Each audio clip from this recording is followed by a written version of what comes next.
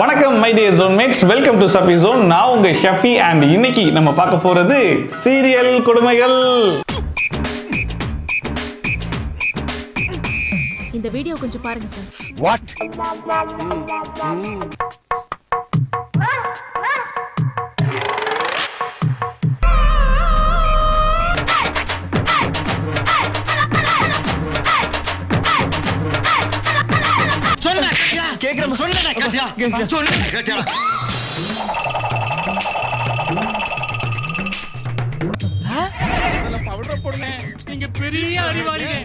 வழக்கம் போலதான் இந்த வாட்டியும் எக்கச்சக்கமான சிறப்பான தரமான சம்பவம்லாம் மாட்டிருக்கு. வரிசையா எடுத்து பிரிச்சு பார்த்துருமா?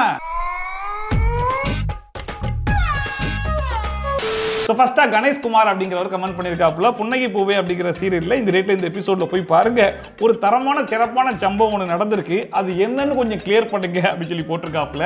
நானே முதல்ல கன்ஃபியூஷன்ல தான் இருக்கேன், அதை பார்த்துட்டு இருந்தாலும் கிளியர் பண்றேன், வாங்க இப்ப கிளியர் பண்ணிடுவோம்.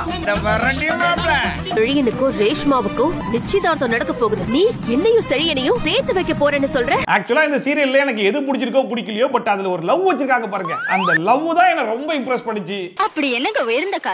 இதயத்துல ஆரம்பிச்சு கண்கள்ல முடிகிற காதல். இப்பெல்லாம் வழக்கமாவே எல்லா சீரியல்லையுமே கல்யாண மேடை அப்படின்னாலே 2 ஜோடிக்கு தான் கல்யாணம் பண்றாங்க. அதுல ஒரு ஜோடிக்கு மாப்பிள்ளைக்கு இஷ்டம் இருக்காது, இன்னொரு ஜோடியில பொண்ணுக்கு அந்த கல்யாணத்துல இஷ்டம் இருக்காது.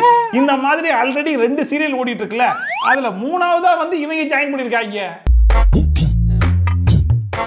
Shall I join you? இந்த நிச்சயம் மட்டும் நடக்கலனா செழிய உங்களுக்கும் கிடைக்க மாட்டான், அந்த ரேஷ்மாவுக்கும் கிடைக்க மாட்டான். பட் இந்த சீரியல்ல இருக்கக்கூடிய சுவாரஸ்யம் என்ன அப்படின்னு சொல்லி கேட்டீங்கன்னா, ஹீரோவும் ஹீரோயினும் உயிருக்கு உயிரா லவ் பண்றாங்க. ஒன் சைடா 2 பேருமே அவங்க லவ்வை ஷேர் பண்ணிக்கலாம். அது எங்க கொண்டு வந்து விட்டுருக்குன்னு சொல்லி பாத்தீங்கன்னா, ஒரே கல்யாண மேடையில மாப்பிள்ளை வேற ஒரு பொண்ணையும் பொண்ணு வேற ஒரு மாப்பிள்ளையும் கல்யாணம் பண்ணிக்க போறாங்களாம். நாம சந்தேகப்பட்ட மாதிரி செழியனும் அந்த காயத்ரியும் லவ் பண்றாங்க. கொஞ்சம் ஜூம் பண்ணி போக முடியுமா? டீடைல்ஸே தெரியலையே. காயத்ரி செழியனை காதலிக்கிறது செழியனுக்கு தெரியாது, செழியன் காயத்ரியை காதலிக்கிறது அவளுக்கும் தெரியாது. இதுல நான் ரொம்ப இம்ப்ரெஸ் பண்ணதே இந்த காதல் கதை தான் அப்படிங்கிற மாதிரி சொன்னேன்ல, அதை கொஞ்சம் எக்ஸ்பிளைன் பண்றேன் கேளுங்க. நல்லா சொல்றேன், ஃபுல்லா கேட்டுக்க. ஓகே. ஹீரோ செலியனுக்கு ஹீரோ காயத்ரி மேல ஒன் சைடா ஒரு காதல். உண்மைதான். ஹீரோயின் காயத்ரிக்கு செலியன் மேல ஒன் சைடா ஒரு காதல். இது வேறயா? வில்லிக்கு செலியன் மேல ஒன் சைடா ஒரு காதல். இது வேற. வில்லனுக்கு காயத்ரி மேல ஒன் சைடா ஒரு காதல். ஒன் சைடா ஓடுறானா? இப்போ நம்ம செலியனை கல்யாணம் பண்ணிக்கலாம்னு ரேஷ்மான்னு ஒரு பொண்ணு இருக்கு பாருங்க, அந்த ரேஷ்மாக்கு செலியன் மேல ஒன் சைடா ஒரு காதல் அப்படின்னு சொல்லிட்டு இப்படி பல ஒன் சைடட் காதல் கதையை கொண்டதுதான் புன்னகை பூவே. என்னடா ஒரே குழப்பமா இருக்கேடா, யாரு கூட இருக்காங்கன்னு தெரியலையடா. இப்ப ஹீரோ செலியன் என்ன பண்றாப்ல, ஹீரோயின் காயத்ரி என்ன லவ் பண்றாளா இல்லையா அப்படிங்கறத கண்டுபிடிக்கிறதுக்கு ஒரு டாஸ்க் ஒன்னு வைக்கிறாப்ல. காயத்ரி செழியனை காதலிக்கிறாளா இல்லையான்னு கண்டுபிடிக்கிறதுக்கு செழியன் இன்னைக்கு ஒரு டாஸ்க் வச்சிருக்கான். அப்படி பாரு, சூப்பர் சீனரி. நான் வாங்கி வச்ச பூவை நீ எப்படியாவது காயத்ரி கையில கொண்டு போய் சேர்த்துட்டாலே போதும், நான் அவ கூட சேர்ந்துருவேன். அதாவது இவர் வாங்கி வச்ச பூ காயத்ரி கைக்கு போயிட்டாலே ஒரு லவ் சக்சஸ் அப்படிங்கிற மாதிரி சொல்றாப்லையா.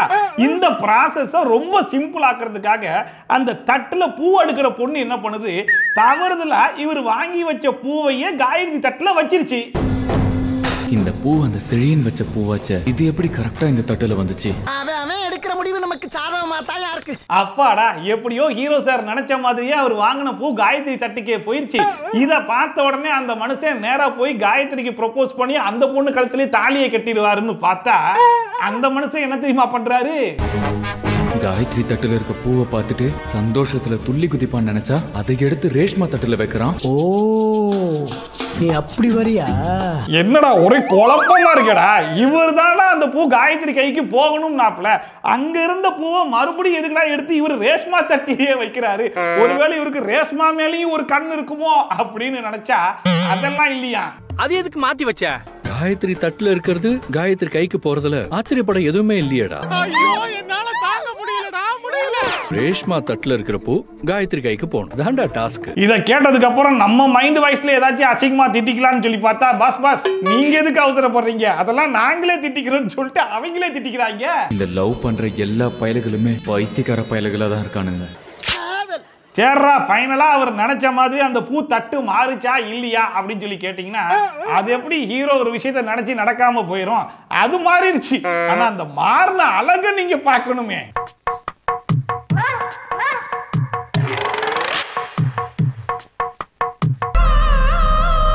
பரவாயில்லடா, ஃபேன் காத்துல அது உருண்டு போய் தட்டே மாறிடுச்சா, சூப்பர். சரி, இதெல்லாம் கூட மன்னிச்சு விட்டுலான்னு வைங்களேன். வில்லி ஒரு பக்கம் அவ ஆள் செட் பண்ணி இந்த கல்யாணத்தை எனக்கு பிராட்காஸ்ட் பண்ணு அப்படிங்கிற மாதிரி கேட்கிறா. அந்த பொம்பளையும் போனை எடுத்து ஆன் பண்ணுது. இவங்க அதை டிவியில போட்டு பாக்குறாங்க. அந்த அழக கொஞ்சம் பாருங்க. ஸ்கிரீன் ரொம்ப சின்னதா இருக்கிறதுனால கிளியரா எதுவும் தெரிய மாட்டேங்குது. ஒண்ணுமே தெரியலையே. டிவி ஆன் பண்ணுங்க, நான் அதுல கனெக்ட் பண்றேன். எப்படி கல்யாணத்துக்கு ஆள் செட் பண்ணி வீடியோ கவரேஜ் எடுக்க சொல்லி அதை டிவியில போட்டிருந்தா கூட இவ்வளவு கிளாரிட்டியா கிடைச்சிருக்குமான்னு தெரியல. ஆனா ஜஸ்ட் ஒரு மொபைல் வச்சு எடுத்த வீடியோ எப்படி எல்லாம் இருக்கு பாத்தீங்களா?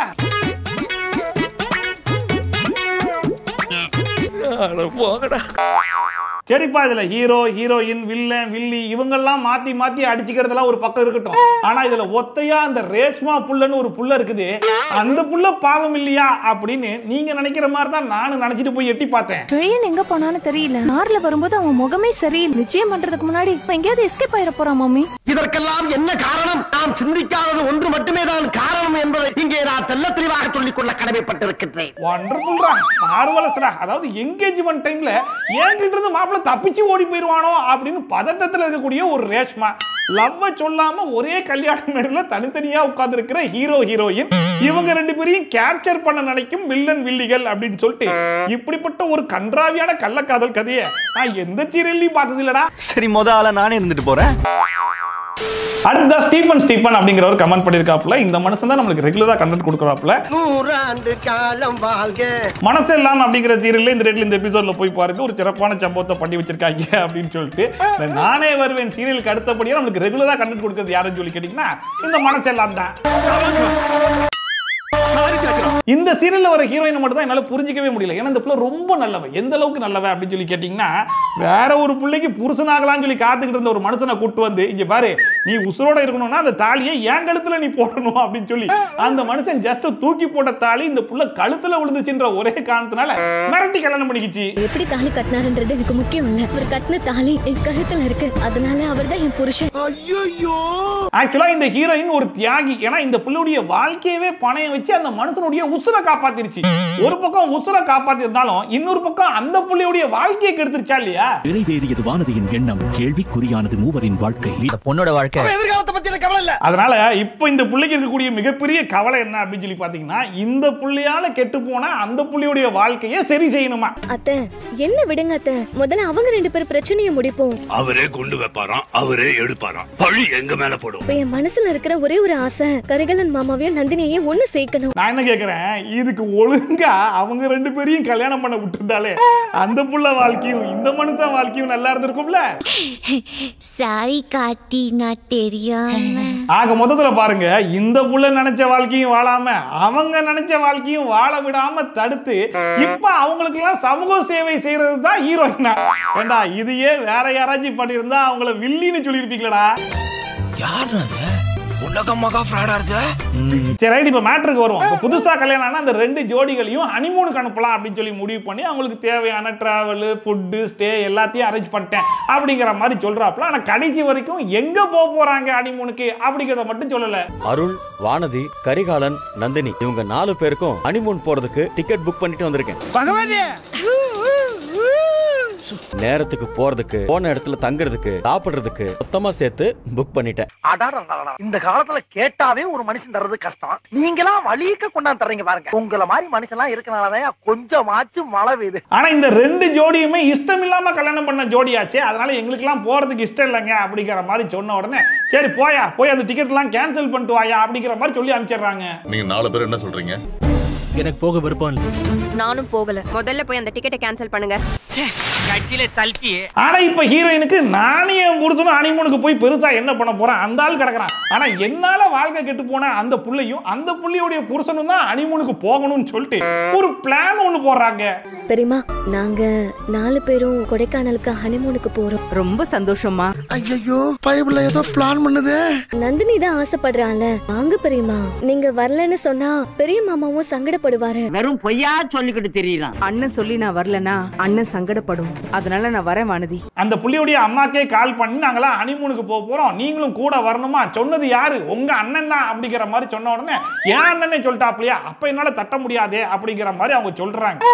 அதுக்கப்புறமா சரி ஓகேமா உங்க பொண்ணுகிட்ட நீங்களே கால் பண்ணி பேசிருக்கின்றது இந்த புள்ளையே தான் சொல்லுது. நீங்களே அவகிட்ட சொல்லிடுங்க. சரிம்மா நான் சொல்லிடுறேன். நீங்க 4 பேரும் ஹனிமூனுக்கு போறீங்களாமே, அதுக்குள்ள உனக்கு யாரு சொன்னா? வானதி தாமா எனக்கு போன் பண்ணி சொன்னா. ராத்திரி பூரா நம்ம கூட தானே இருந்தா, அதுக்குள்ள இந்த நியூஸ் எப்படி வெளியே போச்சு? சரி இந்த ஹீரோயின் தான் பொய்யா பேசிட்டு இருக்கு, அட்லீஸ்ட் அந்த அம்மா அவங்க பொண்ணுக்கு கால் பண்ணி பேசும்போதாச்சு ஏமா அந்த மாதிரிலாம் யாரும் எதுவும் சொல்லல, உங்க அண்ணனும் எதுவும் சொல்லல, இந்த வானதி தான் வாயை திறந்தாலே பொய்யா பேசிட்டு தெரியுது, அந்த மாதிரி எதுவும் சொல்லும் அப்படின்னு சொல்லி எதிர்பார்த்தா உன் கூட வந்தா ஒரு 2-3 நாள் சந்தோஷமா இருக்கலாம்னு தோணுச்சு. அம்மாவோட மனசை உடைக்க வேண்டாம். அம்மாவுக்காக நம்ம ஹனிமூனுக்கு போகலாம். தாய்ப்பாசத்துல நம்மள மிஞ்சினா இருப்பான் போல் இருக்கேன். எப்படி கடைசி வரைக்கும் அந்த புள்ள சொன்னதெல்லாம் பொய்யுமா அப்படிங்கிற மாதிரி வாயவே திறக்காம எங்க அம்மா ஆசைப்பட்டாங்கன்ற ஒரே காரணத்துக்காக நானும் கிளம்புறேன்னு கிளம்பிருச்சான். நந்தினி கொடைக்கானல் போக ரெடி ஆயிட்டா. டேஞ்சரஸ் ஃபெல்லோ, இவனை கேர்ஃபுல்லா தான் ஹேண்டில் பண்ணு. இத்தனைக்கு அந்த ஹீரோயினை பாருங்க, அடுத்தவங்க பெட்ரூமை போய் எட்டி பாக்குறது மட்டும் இல்லாம அந்த புள்ள போன்ல என்ன பேசுதுங்கிறதெல்லாம் ஒட்டு கேக்குதாமா. எப்படி வளர்த்திருக்காங்க புள்ளைய. நந்தினி கொடைக்கானல் போறதுக்கு தயாராயிட்டா. கரிகாலன் மாமாவையும் நந்தினியையும் உடனே கொடைக்கானல் அனுப்பி வைங்க. சரி இப்ப அவங்க 2 பேரும் ஹனிமூனுக்கு போறேன் அப்படிங்கிற மாதிரி சொல்லிட்டாங்க. அதே டைம்ல இப்ப இவங்க 2 பேரும் ஹனிமூனுக்கு போறதுக்கு யாராச்சும் ஒரு ஆள் வந்து ரெடி பண்ணணுமா இல்லையா? சரிம்மா ஓகே, நீ டைலாக்க குடு. நீங்க சொல்லி இது வரைக்கும் நான் ஏதாவது கேட்காம இருந்திருக்கேன். அந்த நம்பிக்கையில தான்ப்பா நீயும் வானதியும் அவங்க கூட போகணும். சரி பெரியம்மா. என்ன இப்படி சேஞ்ச் ஆயிட்டா? சரி ரைட்டு, என்னென்னமோ பண்ணாங்க, ஆனா கடைசி வரைக்கும் என்ன பண்ணாங்கன்னு தான் புரியல. எப்படியோ 2 ஜோடியும் இப்ப ஹனிமூனுக்கு கொடைக்கானல் போறதுக்கு ரெடி ஆயிட்டாங்களா? நீயும் வானதியும் அவங்க கூட போகணும். சரி பெரியம்மா. அம்மாவுக்காக நம்ம ஹனிமூனுக்கு போகலாம்.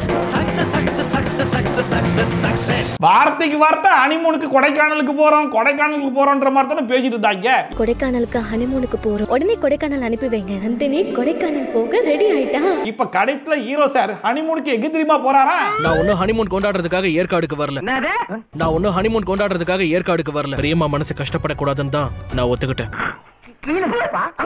ஏன்னா நீங்க எடுக்கிற சீரியல் தான் ஒரே குழப்பமா இருக்குன்னு சொல்லி பார்த்தா நீங்களே குழம்பி போய் தான் இருக்கீங்க போலேடா. உங்களுக்கு என்னடா ஆச்சு? ஏன்டா உங்க புத்தியெல்லாம் அப்படி போய்கிட்டு இருக்கு? அடுத்தா பிரானி கியூட்டி அப்படிங்கிறவங்க என்னோட இன்ஸ்டாகிராமுக்கு மெசேஜ் அனுப்பிச்சிருந்தாங்க. ஹாய் ஷஃபியானா, பாண்டியன் ஸ்டோர்ல இந்த ரேட்ல இந்த எபிசோட்ல போய் பாருங்க, ஒரு சிறப்பான சம்பவம் ஒன்று மாட்டிருக்கு அப்படின்னு சொல்லிட்டு இதை எக்கச்சக்கமான பேர் கமெண்ட் பண்ணியிருந்தாங்க. சரி வாங்க என்னன்னு பாத்துருவோம். வாங்க வாங்க வாங்க வாங்க, உங்களுக்காக தான் வெயிட் பண்ணிட்டு இருக்கேன். அது வாட்டர் கனெக்ஷன் கேட்டு வந்த ஒரு மனுஷன் கிட்ட நம்ம மீனா ஒரு கவர்மெண்ட் ஆபீசரா இருந்துகிட்டு லஞ்சம் கேட்டுட்டாங்க அப்படிங்கிற மாதிரி ஒரு கம்ப்ளைண்ட். அதை விசாரிக்க வந்த ஆபீசர்ஸ் எல்லாத்தையும் சர்ச் பண்ணி பார்த்துட்டு you are under arrest Meena அப்படிங்கிற மாதிரி சொல்லிட்டாரு. தண்ணி கனெக்ஷன் கேட்டு வந்தவர்கிட்ட லஞ்சம் வாங்கின குற்றத்துக்காக அரெஸ்ட் பண்றோம். சரி ரைட்டு, இந்த மாதிரி எக்கச்சக்கமான சீன்லாம் நம்ம பார்த்துருக்கோம். கடைசியில் ஒரு ப்ரூஃபை கொண்டு வந்து பயங்கரமான ட்விஸ்ட் எல்லாம் அடிப்பாங்க அப்படிங்கிறதெல்லாம் எதிர்பார்த்த விஷயம் தான். ஆனா இப்படி ஒரு ப்ரூஃப் கொண்டு வருவாங்கன்னு தான் எதிர்பார்க்கல. ஒரு நிமிஷம் சார், இந்த வீடியோ கொஞ்சம் பாருங்க சார். வாட்? ஏமா மீனா ஏதாச்சும் ஒரு சிசிடிவி காமிச்சு அதை செக் பண்ணுங்க அப்படிங்கிற மாதிரி சொல்லியிருந்தா கூட பரவாயில்ல. எப்படியும் வில்லன் ஆள் செட் பண்ணி நமக்கு லஞ்சம் கொடுக்கறதுக்கு ட்ரை பண்ணுவான். அதனால நம்ம போன் கேமராவை ஆன் பண்ணி ரெடியா வைப்போம்லாம். எப்படிமா வச்ச? எப்படி வச்ச? நானே சிந்திச்சேன். வணக்கம் மேடம், குடிதண்ணி கனெக்ஷன் அப்ளை பண்ணி ரொம்ப நாள் ஆச்சு மேடம். ஏதாவது பணங்கன்னு எதிர்பார்த்தீங்கன்னா சொல்லுங்க மேடம். என்ன சார் இது? அதுலயும் அந்த கேமரா பாருங்க, அவர் நடந்து வரதுக்கெல்லாம் போய் க்ளோஸ் அப் ஷாட்லாம் வச்சு என்னென்ன ஷாட் எல்லாம் தேவையோ வழக்கம் போல சிறப்பா செஞ்சு கொடுத்துருக்கு. அதுலயும் பாக்குற வியூவர்ஸ் எந்த கேள்வியும் கேட்டக்கூடாது அப்படிங்கிற ஒரே காரணத்துக்காக ஏமா அந்த ஆபீசர்ஸ் வந்த உடனே அந்த கேமரா எடுத்து காமிச்சிருக்கலாம்ல, ஏமா கடைசியா காமிச்ச அப்படிங்கிற கேள்விக்கு அவங்களே பதில் சொல்லிருக்காங்களாமா. இந்த அதிகாரி இங்க வந்தாங்கல்ல, அப்பவே நான் என் போன் எடுத்து காமிச்சிருப்பேன். ரொம்ப கஷ்டப்பட்டு 2 பேரும் பிளான் எல்லாம் பண்ணிருக்கீங்க. இந்த நேரம் நீங்க 2 பேரும் சந்தோஷமா இருக்கட்டுமே தான் நான் ரொம்ப அமைதியா இருந்தேன்.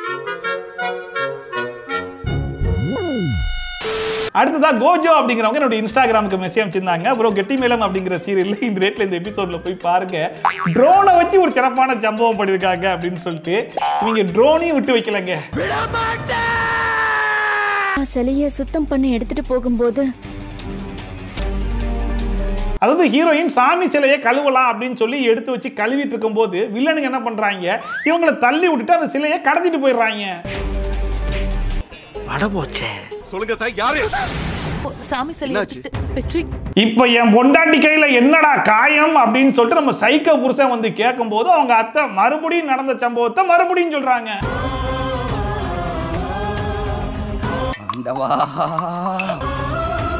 நீங்களும் வெற்றியும் ஒன்னா சேர்ந்து சிலையை கண்டுபிடிச்சு கொண்டு வந்துருங்கப்பா. சோ சம்பவம் நடந்து ஹீரோயின் உட்கார்ந்து அழுது ஏமா அழுகிறன்னு சொல்லி கேட்கும் போது ஹீரோயின் ஒரு தடவை சொல்லி அதுக்கப்புறம் சைக்கோ புருஷன் வந்து கேட்டு அதுக்கப்புறம் மறுபடியும் ஒரு தடவை சொல்லி சரி ஓகே இதுக்கப்புறம் நாங்க பாத்துக்கிறோம் அப்படின்னு சொல்லிட்டு ஹீரோவும் சைக்கோ புருஷனும் அந்த வில்லனுங்களை பிடிக்க போறாங்களா. நான் சிலையோட தான் திரும்ப இந்த கோவிலுக்கு வருவேன். சரி ரைட்டு, இதுக்கப்புறம் அந்த ஹீரோவும் சைக்கோ புருஷனும் பைக் எடுத்துட்டு தெரு தெருவா போய் அலசி ஆராய்ஞ்சி எப்படியாச்சும் அந்த வில்லன்களை பிடிச்சிருவாங்க போல அப்படிங்கிற மாதிரிலாம் நம்ம எதிர்பார்த்தா இவங்க சீப்பை வச்சு சீப்பா பிடிக்கிறங்கிற பேர்ல என்ன தெரியுமா பண்ணாங்க?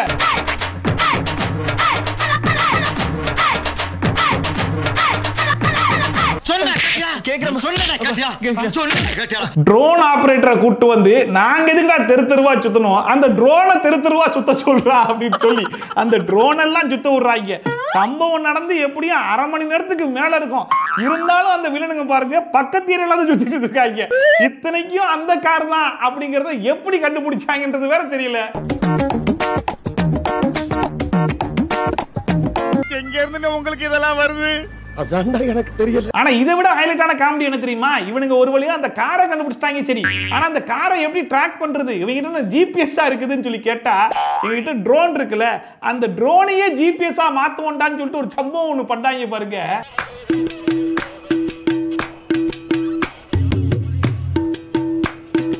என்னடா அது?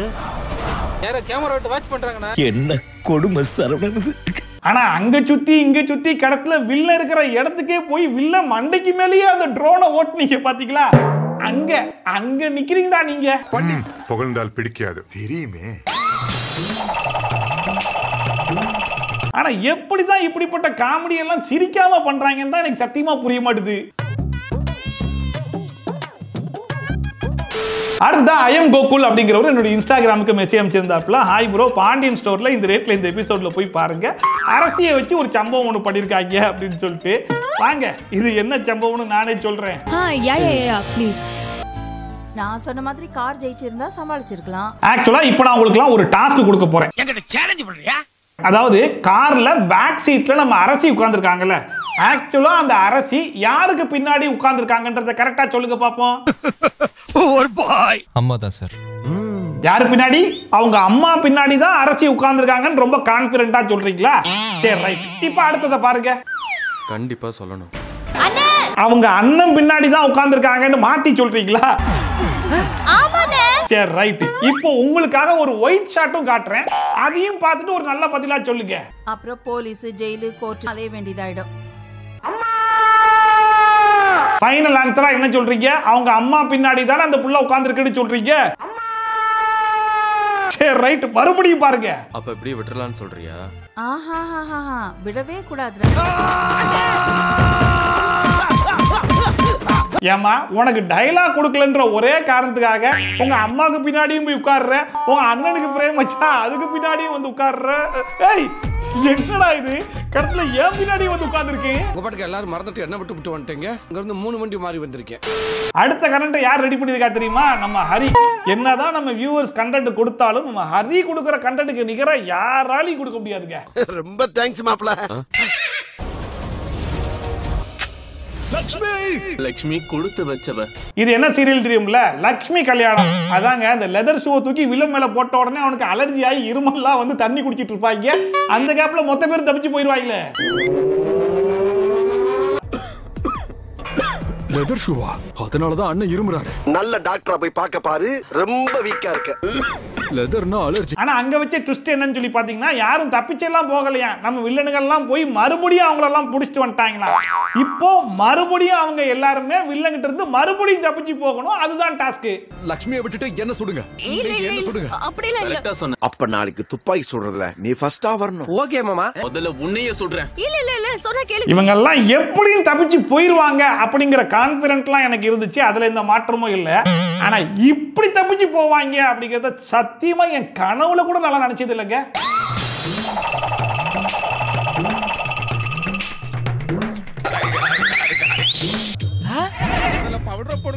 நீங்க பெரிய அறிவாளிங்க. எப்படி எல்லாருமா சேர்ந்து எல்லா வில்லனுடைய கண்ணையும் அட் அ டைம்ல துணியை வச்சு கட்டிட்டாங்களாம். ஒருத்தன் கூட மிஸ் ஆகல. எல்லாரும் கெட்டி முடிக்கிற வரைக்கும் பக்கா கோஆபரேஷன் பண்ணிருக்காங்க அந்த வில்லனுங்க.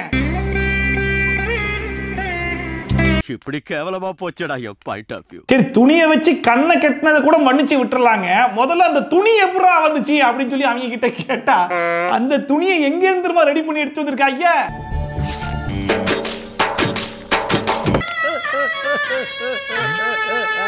எப்படி எல்லாரோடைய ட்ரெஸ்ஸையும் கிழிச்சு அதுல வந்த துணியில தான் வில்லனுங்க கண்ணையே கட்டிருக்காங்களா. ஆக மொத்தத்துல இவனுங்கெல்லாம் எப்பேற்பட்ட வில்லனா இருக்காங்க பாருங்க. லெதர் சூத்துக்கு மேல போட்டதுக்கே ஒருத்தனுக்கு அலர்ஜி ஆயிடுச்சு. எல்லாரும் ட்ரெஸ்ஸை டர்னு கிழிச்சிருக்காங்க. அப்ப கூட ஒருத்தனுக்கு சவுண்ட் கேட்கல. இந்த துணியை எடுத்து கண்ணை கட்டிருக்காங்க. எல்லாரும் கோஆபரேட் பண்றாங்க. கேட்டா இவனுங்க தான் தீவிரவாதியா. கடைசியா நபிசா ஆஃபிஷியல் அப்படிங்கிறவங்க கமெண்ட் பண்ணியிருந்தாங்க, ப்ரோ நானே வருவேன் அப்படிங்கிற சீரியல்ல போய் பாருங்க, செம்ம ஃபன் பண்ணி வச்சிருக்காங்க அப்படின்னு சொல்லிட்டு. வாங்க, நானே வருவேன்னாலே ஃபன் தானே.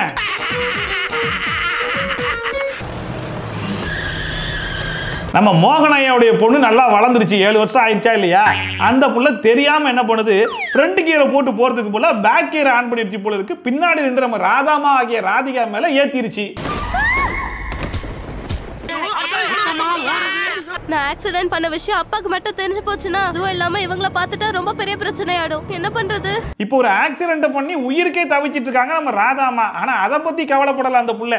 நம்ம அப்பா ராதாமாவை பாத்திரக்கூடாது, பார்த்தா மனசு மாறிடுவாருன்னு சொல்லிட்டு இப்ப ராதாமாவுடைய மூஞ்சை எப்படியாச்சும் மறைக்கணும்னு சொல்லிட்டு அவங்களுக்கு ஒரு ஷாலை போட்டு விடுது.